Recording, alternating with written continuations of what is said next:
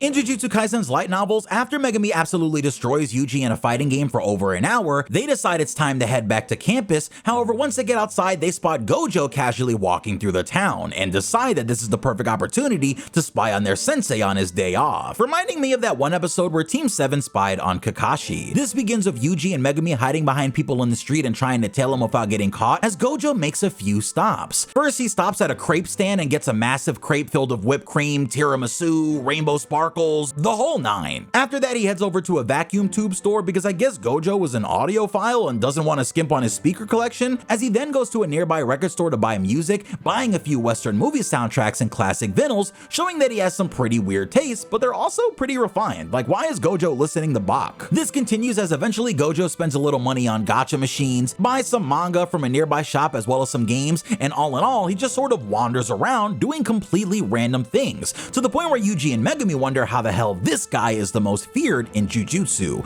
However, the moment where I'd say they became the most confused or excited, depending on how you look at it, was when Gojo stopped in front of an angel maid cafe, walking straight in for a wonderful afternoon of attention and good service. Now, the issue is Yuji and Megumi are too young to go into the cafe. However, before they have the time to leave, an older maid pushes them inside, where they're met with tons of women wearing angel outfits trying to be their host, as Megumi instantly feels a wave of embarrassment wash over him, and Yuji fits right in like he comes here all the time. Across from them, they can see Gojo having the time of his life, surrounded by angels and being fed pancakes and all sorts of delicious things, as after 30 minutes, they manage to get out of there with some commemorative photos. However, Megumi wants to burn the evidence. It's here where Gojo appears behind them, telling them that he knew that they were following him the entire time, and reveals that he's actually been working the whole time. The vacuum tube and the music were for him to piss off a cursed spirit in the area, which has been drawing more attention due to online rumors. And as Gojo has been walking through the area trying to determine where exactly it is, he managed to pinpoint it, so it's time for his team to go and get some training done and take it out on their own. As Nobara joins them, and Gojo catches the photo falling out of Megumi's pocket, letting him keep a keepsake from this interesting day where everyone was still smiling and happy.